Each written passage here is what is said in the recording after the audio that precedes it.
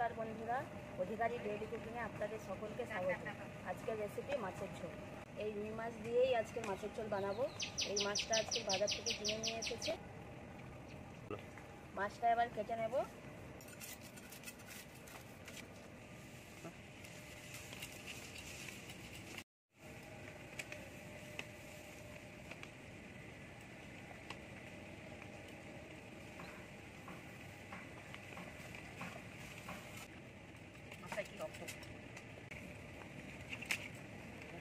এই মাছ কাটা হয়ে গিয়েছে, এবার মাছটা ধুয়ে নেব।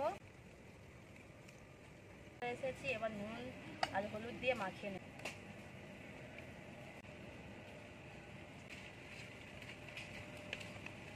বাটা মশলা দিয়ে রান্না করব। বাটা মশলায় টেস্ট খুব ভালো। নিয়ে নিলাম আদা, জিরে,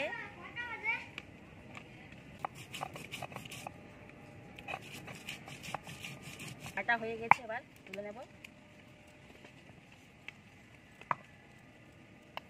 এখানে দু রকম সরষে আছে, বেটে নেব, কালো ও হলুদ। গরম হয়ে গেছে, তেল দিয়ে দিলাম। না চালু করে দিস তো। এবার মাছগুলো ভেজে নেব। মাছ ভাজা হয়ে গেছে, তুলে নেব। মাছ ভাজা হয়ে গেছে, এবার আলু ভেজে নেব।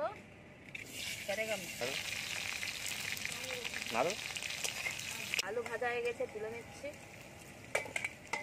দিয়েছি 5 ফোড়ন, তেজপাতা, গোটা লঙ্কা। দিয়ে দেবো টমেটো কুচি, আদা জিরে বাটা, হলুদ গুঁড়ি, লঙ্কার গুঁড়ি। মশলাটা কষানো হয়ে গেছে, এবার দিয়ে দেবো আলু।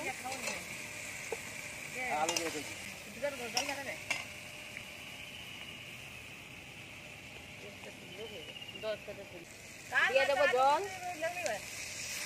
আলু সেদ্ধ হয়ে গেছে, এবার দিয়ে দেবো মাছ। আর যে সরষে বেটে রেখেছিলাম 2 রকম, দিয়ে দিচ্ছি। মতো লবণ।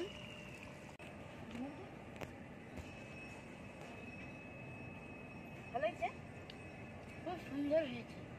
ভিডিওটা এখানে শেষ করলাম। ভালো লাগলে লাইক, শেয়ার, কমেন্ট করুন।